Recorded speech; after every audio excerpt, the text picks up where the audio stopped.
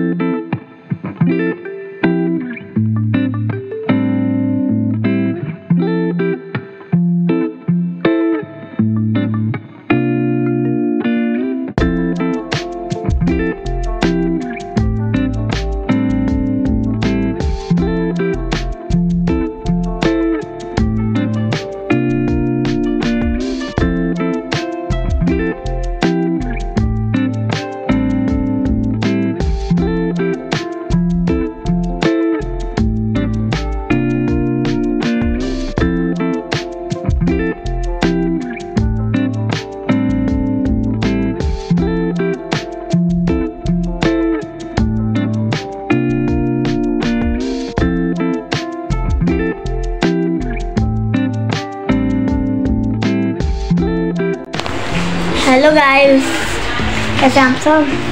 यहाँ मम्मी आलू को मैश करते हैं। आज हमारे बनेंगे आलू के पराठे। मम्मी और बड़े मम्मी ने रोज़ा रखा है। रोज का यही बोलता है कि समझ नहीं आया। हमें रोज यही बोलता है, रोज। तो यहाँ मैं बना रही थी आलू के पराठे। तो उसके लिए मैं भरता तैयार कर रही थी, क्योंकि रोज़े का टाइम होने वाला था। कुछ समझ में नहीं आ रहा था कि क्या बनाऊँ। तो इसलिए मैंने सोचा चलो भरता ही बना लेती हूँ आलू का, और पराठे बना लूँगी। बच्चे भी नहीं थे जो कुछ बाहर से लेकर आते, तो अफ्तार का टाइम भी हो जाता, इसलिए मैंने सोचा आलू के पराठे ही सही रहेंगे। तो इसलिए यहाँ पे मैं भरता तैयार कर रही थी। तो पराठे मैंने बना लिए थे, थोड़े से बनाए थे, ज़्यादा नहीं बनाए थे। तो अब हो गया था रोज़े का टाइम, तो अम्मी और मैं बैठ गए थे रोज़ा अफ्तार करने के लिए। और मेरी तबीयत भी ख़राब हो रही थी रोज़ा अफ्तार करने के बाद। फिर मैं गई थी डॉक्टर के, दवाई लेकर आई अपनी, क्योंकि अभी भी मेरा गला बहुत ख़राब हो रहा है।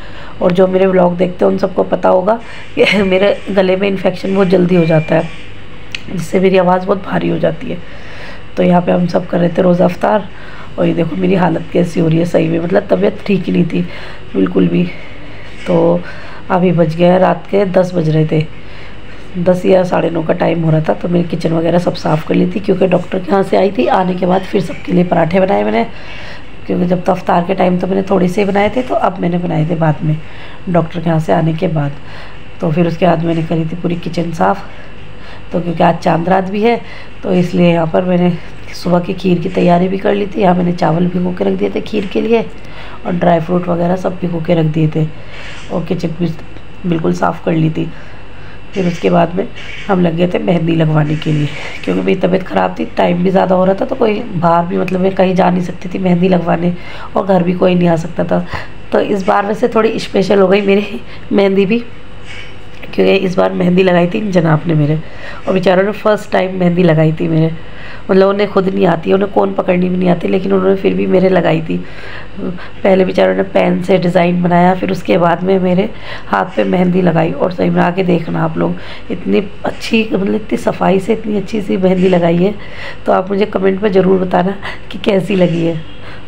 काफ़ी देर में बन के लग के निपटी थी, 11 बज गए थे मुझे इसी मेहंदी में, इनके एक हाथ में। लेकिन फिर भी बेचारों ने कोशिश की, और बहुत अच्छी कोशिश की, बहुत अच्छे से सफाई से लगाई थी। और सही में मुझे बहुत पसंद आई, जैसे कि इन्होंने लगाई थी फर्स्ट टाइम। फिर उसके बाद में मैंने अम्मी के मेहंदी लगाई, अपने दूसरे हाथ पे मेहंदी लगाई थी। बस इसी तरीके से हमारी हो गया था, हमें 1 बज गया था रात का, और सुबह में फिर जल्दी उठना भी था। तो आज की वीडियो हम यहीं पर एंड करते हैं। वीडियो अच्छी लगी है तो प्लीज़ वीडियो को लाइक शेयर सब्सक्राइब करना मत भूलिएगा, और कमेंट करना मत भूलिएगा। और कमेंट में मुझे ज़रूर बताना कि कैसी लगी मेरी मेहंदी, क्योंकि बहुत प्यार से लगाई हुई है। मुझे मतलब कोई डिज़ाइनर भी मेहंदी लगाता है उससे ज़्यादा अच्छी मुझे ये मेहंदी लग रही है। तो मिलेंगे फिर अगले व्लॉग में, तब तक के लिए अपने घर वालों का ध्यान रखिए, हमें भी दुआओं में याद रखिए, और प्लीज़ मुझे सपोर्ट करते रहिएगा। अल्लाह हाफिज़।